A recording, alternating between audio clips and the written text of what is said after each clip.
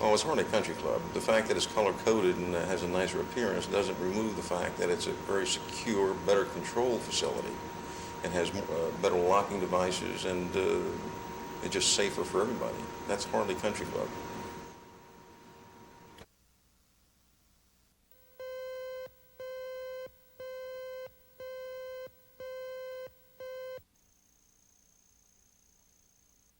"122 years ago, this was Indian Territory, a piece of real estate on the western frontier inhabited by the 5 civilized tribes. 27 known skirmishes were fought here during the war between the states, most of them in the east. The biggest fight was at a peaceful-sounding place called Honey Springs, northwest of Weber's Falls. 8,000 men fought there along Elk Creek. In 2 hours, the outnumbered Bluecoats killed over 134 Confederates. The rebels retreated south of the Canadian River, where they would remain until the war's end. Other raids were made on supply routes, for Indian Territory was a storehouse of raw materials. Both sides wanted the territory for stock. They had horses and mules, as well as foodstuffs. They had cattle, large plantations. A very significant crop of corn was produced each year. This would serve as fodder for soldiers in the east. Meet the Indian swamp fox, Stan Wadey, the last Confederate general to surrender. An able commander, this native son of Indian Territory led Confederate Indians on guerrilla-like hit-and-run raids. Oh, I'm a good old rebel, now that's just what I am. For this fair land of freedom, I do not care a damn. I'm glad I fought against it, I only wish we'd won. A bumpy line of tombstones in an almost forgotten cemetery is about all that remains of the Civil War in Oklahoma. The State Historical Society is working to preserve the crumbling remains of forts and battlefields. But time does not forgive those endless arguments which began that bloody conflict. They are still here and can almost be heard, along with distant musket fire and rebel yells, on those Oklahoma battlegrounds of the Civil War. Tony Stizza, Action 4.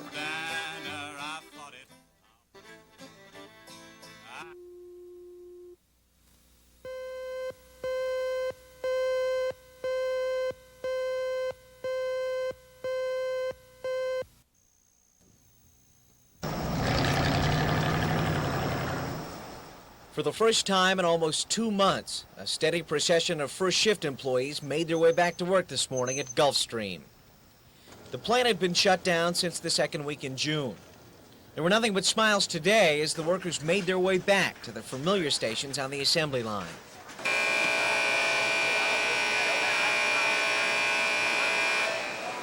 But when the work buzzer sounded this morning, there were some 320 employees that did not report back to work. During the shutdown, 1/3 of Gulfstream's workforce was given notice they would be permanently laid off. Like most of the aviation industry, Gulfstream has been plagued by high interest rates and sagging sales, a climate that is not favorable for a company that produces luxury business planes. But the 825 workers that did come back today were satisfied just to have a job. I'm glad to have a job to come back to. Hey, it's been off too long. It's rough, really rough. I'm just glad to be back to work. Don't know how long it's going to last, but, you know, just glad to be back, really. As production resumes here at the Bethany plant, employees have become painfully aware of the problems that face the aviation industry. And although they're glad to be back on the job, most realize that cutbacks and layoffs may be just around the corner. In Bethany, Kurt Autry, Action 4.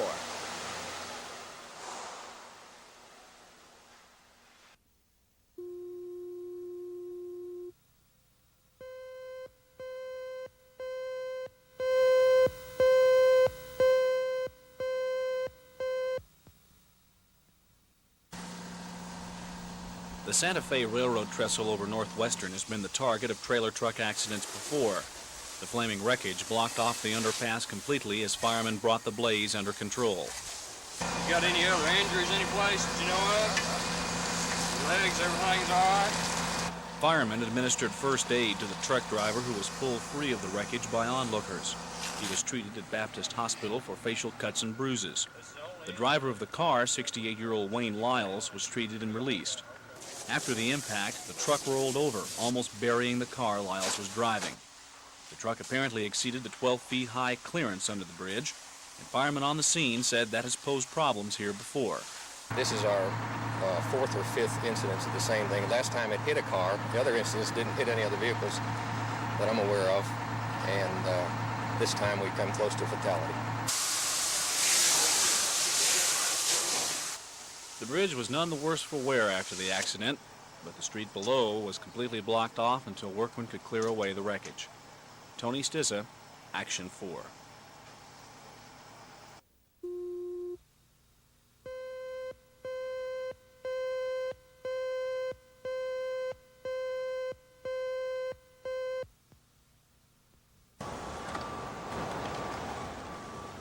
John Robertson and his fellow community action workers have been helping residents cool off during the hot Oklahoma summers for years.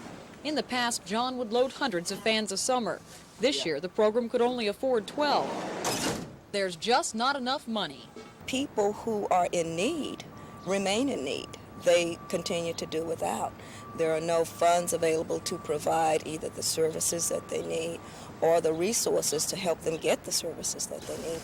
And if you have to make a choice between food or between paying your electric bill and trying to stay cool, then oftentimes, and it's the situation would be now, people just won't be able to buy fans.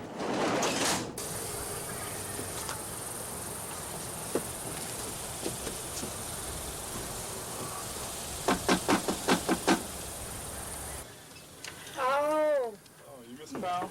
yes, I am. Oh, let me bring you a fan and I need you to Well, okay. sign this sheet.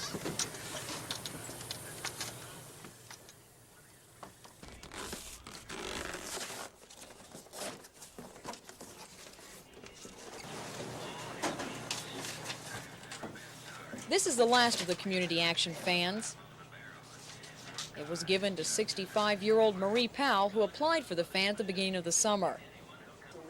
Somehow, she's been able to do without it. I've been laying in there, on that bed, and there ain't no air in there hardly at all, so I had to have something, to keep cool. So I put that in there, and I sleep tonight. If you'd like to help the community action program help others, call the central office. The number's 524-3211. Sherry Sellers, Action 4 in Southside, Oklahoma City.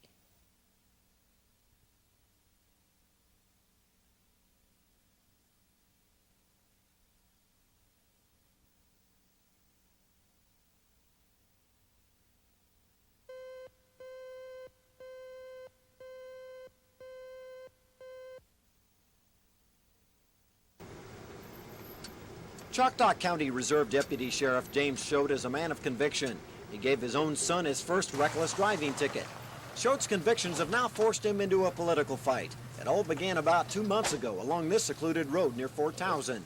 Deputy Choate was responding to a report of a woman in distress. He didn't find a woman in trouble, but he did spot a Jeep cruising along the road. Inside the Jeep, he spotted a nearly empty whiskey bottle. He recognized the Jeep's driver, State Senator Gerald Dennis. Choate arrested Dennis on 3 charges: driving under the influence, transporting an open liquor container, and driving with an expired license tag. After reviewing the evidence collected against Dennis, District Attorney Don Shaw dismissed the charges. Shaw says he declined to prosecute because Deputy Choate did not have probable cause to stop the state senator. The law says, and it's very plain, there are many cases that say that to be able to go out and set up a roadblock or start stopping people, that you have to have probable cause. Probable cause must be based upon facts, and the facts must show that a felony crime has been committed or a felony crime is being committed at that time. I think it's time that Choctaw County people found out what their district attorney's doing. He's not doing his job, and I feel like the people ought to know this and maybe get enough heat on him to where he will do his job. Deputy Choate is circulating a grand jury petition in Hugo. The petition asks for a probe of District Attorney Don Shaw's office. In addition, it seeks an investigation into other aspects of Choctaw County government.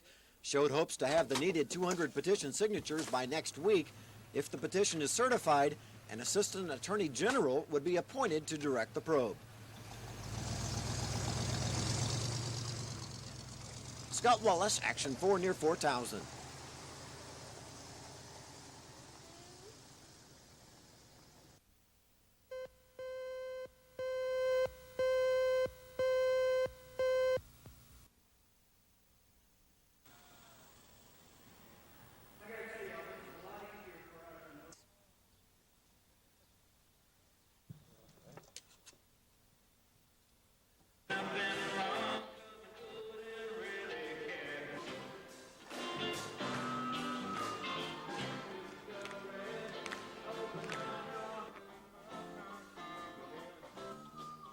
Most of the kids have a real feeling of investment, that they're getting to do something to help other kids later on that won't even know that they were here, but that they know that they've worked on the building and built a program where kids can get some help, and they're pretty proud of the fact that they're getting to invest into the program.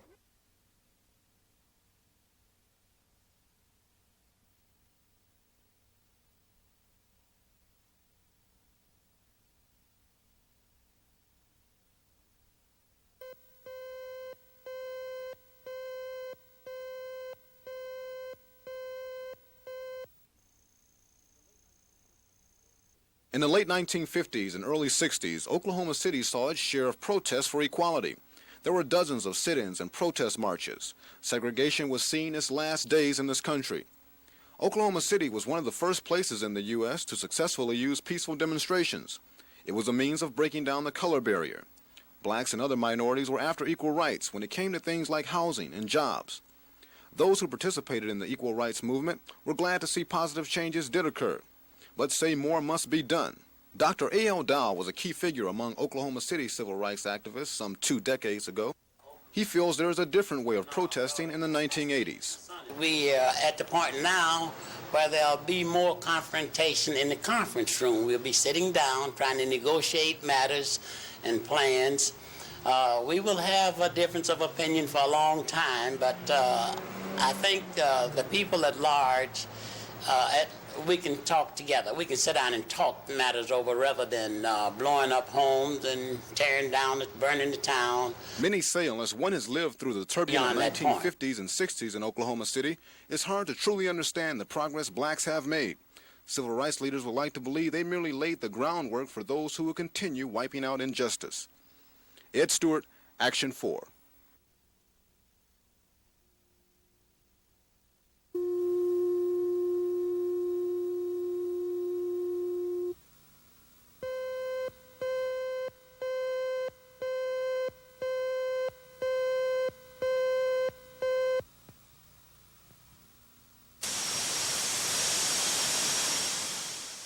The fiery 5-hour ordeal began when leaking gas ignited at the Northwest Service Station of Oklahoma Natural Gas. 27-year-old Warren Johnson was conducting annual maintenance on the system when the blaze erupted. He was burned and is in serious condition at Baptist Hospital. The blaze presented firemen with a foe they couldn't conquer. The fire could not be put out until the gas was capped, and that was the responsibility of ONG workers. They frantically looked through charts, searching for the lines that fed gas to the service station. This gets it right here. I want the top view of this now. Yeah. Well, it'll take a little while, but it'll come back.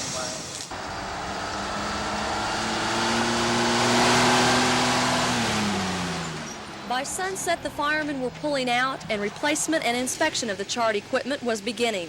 Approximately 55 residents and businesses in the immediate area of the service station will be out of service until early morning. ONG officials say an exact cause of the blaze may not be known for months.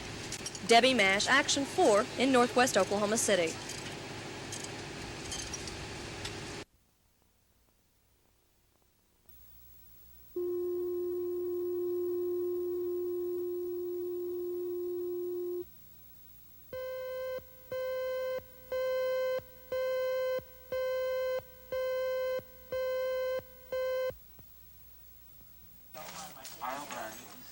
While Daxon was soliciting votes in Tulsa, workers, or Tom's troops as they're called in this camp, staffed his campaign headquarters. After months of feverish campaigning, last-minute phone calls and preparations were made. Workers took calls from around the state, charting unofficial voter turnout statistics. I don't know, we had anticipated a bit of a light turnout, but This is lighter than we expected. I think that'll help us out a little bit too. In turn, other callers were phoning identified supporters to remind them to vote. And in hopes that that vote would pull them over the top, Daxon campaigners invited volunteers to his victory party tonight. But Daxon's competition was also hard at work with last-minute campaign efforts. Clad with Neil McCaleb buttons and stickers, friends and family worked diligently through Election Day. Each name on their treasured list of McCaleb backers were called. Campaigners reminded supporters to vote and to attend their victory party. You got somebody on the line? Candidate Neil spent most of his day among his workers at the headquarters, overseeing their campaign efforts and hoping their work would continue from the primary to the general election. Debbie Mash, Action 4.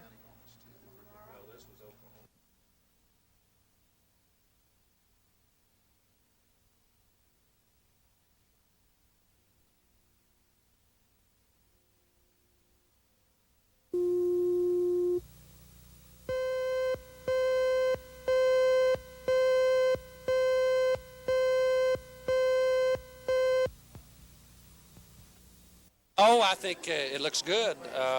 We've got a lot to overcome with the Daily Oklahoman and the Tulsa World and their, accusations or what have you with it. But we'll do it all right.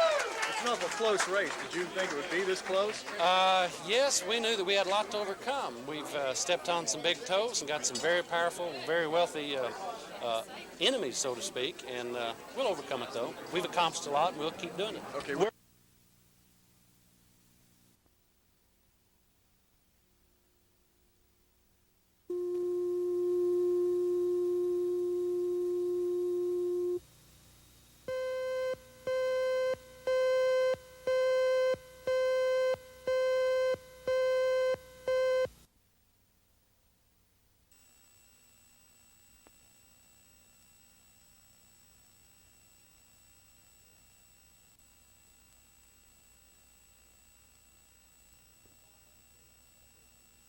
I was extremely pleased and gratified at the attitude of Neil last night and his offer to help us in the campaign. I think we're going to have a united Republican Party this fall to take on our incumbent governor. I'm going to support Tom vigorously in this general election effort. I think he's demonstrated a very effective vote-getting capability. Tom Daxon's and Neil McCaleb's political philosophy has always been very, very closely aligned. Our differences have always been on limited, specific issues and not on basic political philosophy. So I will enjoy being a part of the Daxon campaign team in November.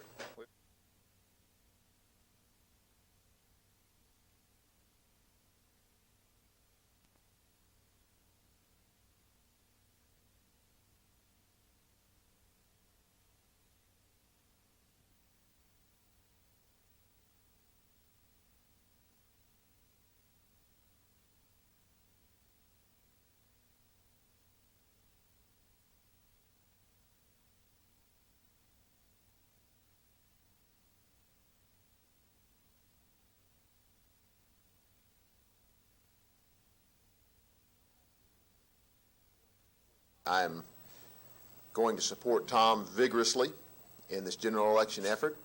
I think he's demonstrated a very effective vote-getting capability. Tom Daxon's and Neil McCaleb's political philosophy has always been very, very closely aligned.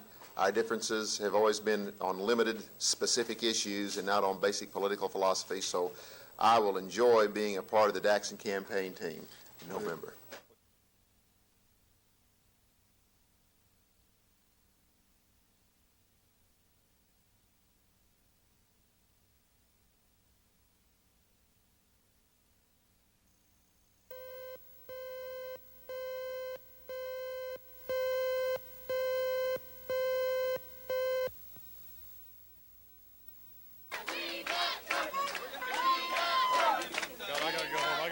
The excitement at Mike Turpin's headquarters at the Sheraton Century Center grew throughout the night.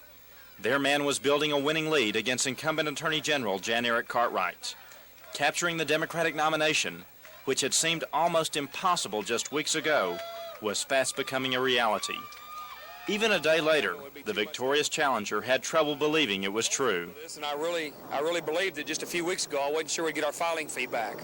And you have to have 15% of the vote in Oklahoma to get your $500 back. And I wanted that $500 back, but I wasn't sure we'd ever get it back.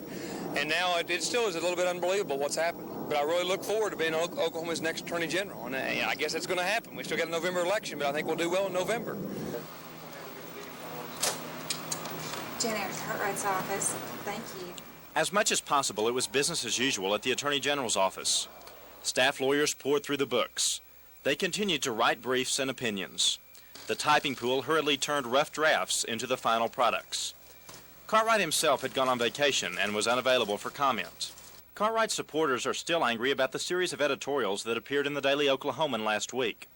The object of their wrath is the paper's publisher, Edward Gaylord. Of course, no one knows the exact effect of the editorials on the Turpin-Cartwright race. Edward Gaylord declined to be interviewed. But one thing is apparent. Gaylord's enemies have been put on notice. If they decide to run for office, they may be doing so at their political peril. Bill Ross, Action 4, at the Oklahoma Publishing Company.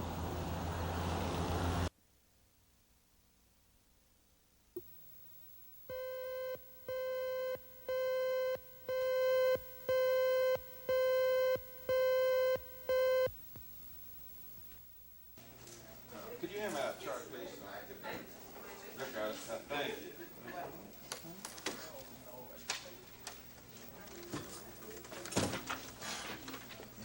Culture's negative as usual, too.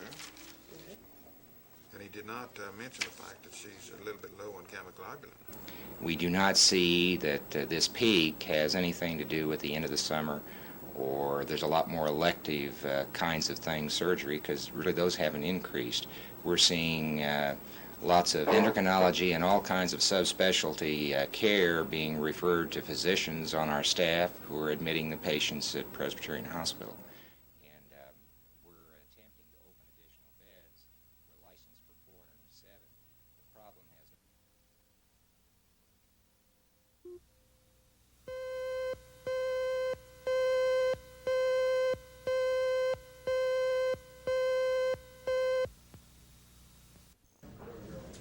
The three teenagers were called to court so that Judge Glendale Carter could decide whether they should be tried as juveniles or adults. The 15 and 16-year-olds have been accused of staging a riot at the Central Oklahoma Juvenile Treatment Center in Tecumseh 2.5 months ago. Pottawatomie County prosecutors wanted the youngsters to be certified as adults. If convicted of inciting a riot, the girls could face from 2 to 10 years in state prison. But their defense attorney argued that the teenagers should be treated as the juveniles they are. Welfare Department social workers testified about the girls' character. Several times witnesses mentioned that the girls were responding to treatment at the juvenile institution. Judge Carter ruled that 15-year-old Sherry Payne should be handled as a juvenile. He set a September 13th juvenile trial date on the rioting charge. Judge Carter will decide later whether the other two girls should be handled as juveniles or adults. Scott Wallace, Action 4 in Shawnee.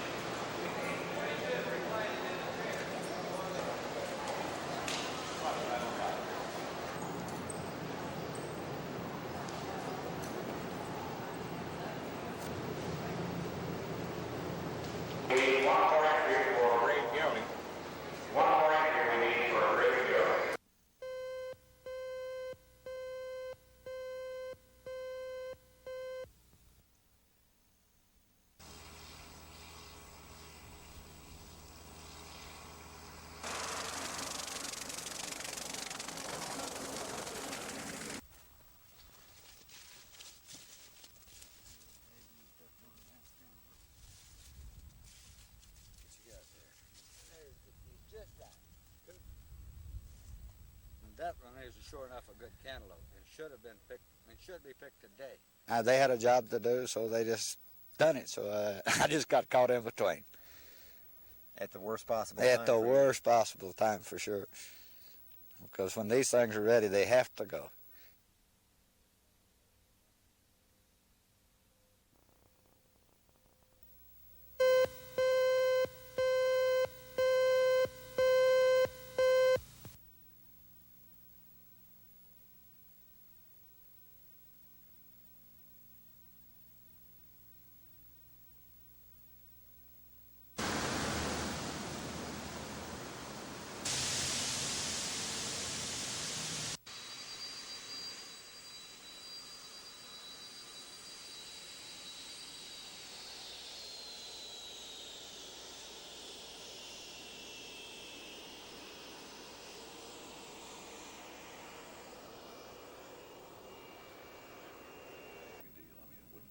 It's still a murder. There wouldn't be anything unique about it. I don't remember which one it is. It's a beautiful courtroom. Nice place. I believe was the last case. It's extremely difficult to prove a case where you don't have a body. There have only been a few cases tried across the United States. However, we feel that this is a case that warrants prosecution, and we feel very good about the case.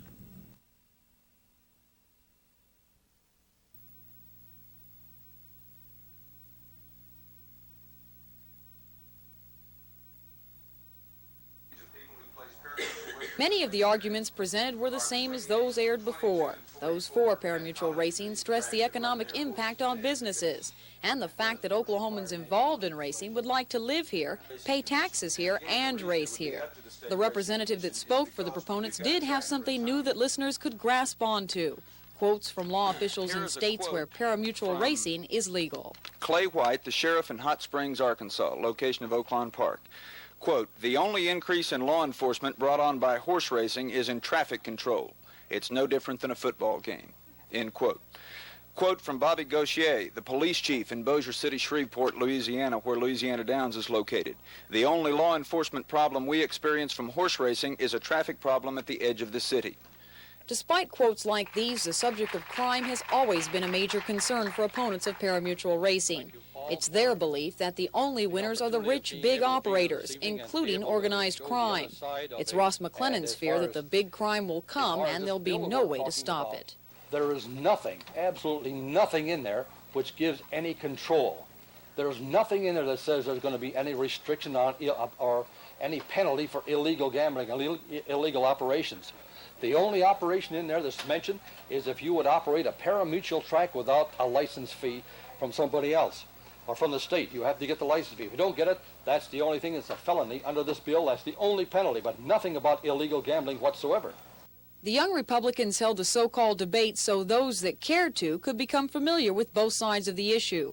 The head of the group says these talk sessions make for better decisions than listening to commercials and reading bumper stickers. Sherry Sellers, Action 4.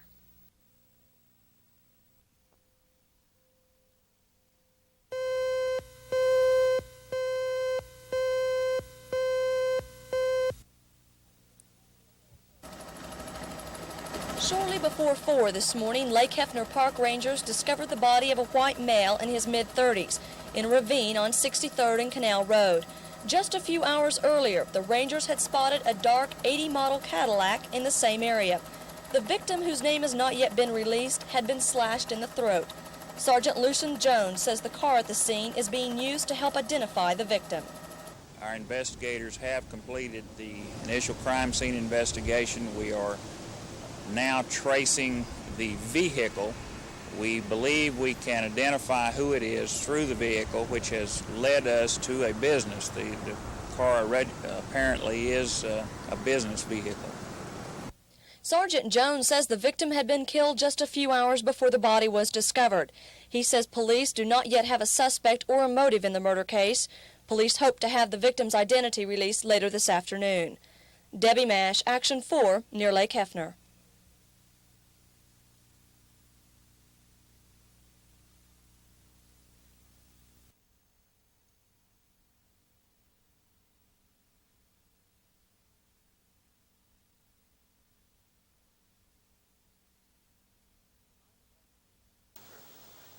The night of August 10th, a police car westbound on Southwest 29th went through the intersection of Meridian and 29th with sirens on and lights flashing. Suddenly, a car driven by an Edmond man with his family hit the squad car broadside. The result, 2 family members dead and the police officer, Alan Massey, in the hospital.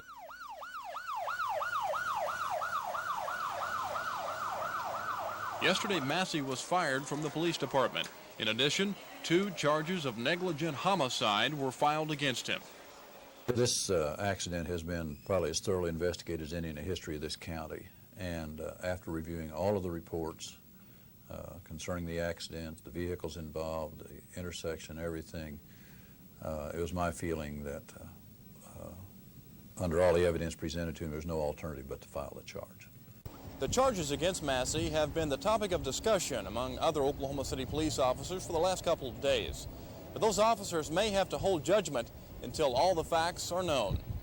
I trust and believe and feel that the officers of this police department will not, form radical opinions either way, either for or against the officer, until they've had a chance to sit down, look at the facts, look at the investigation, and look at it. If they think then that the officer was too severely punished, then we will intervene on his behalf. If they think that the punishment was commensurate with the offense, then we won't.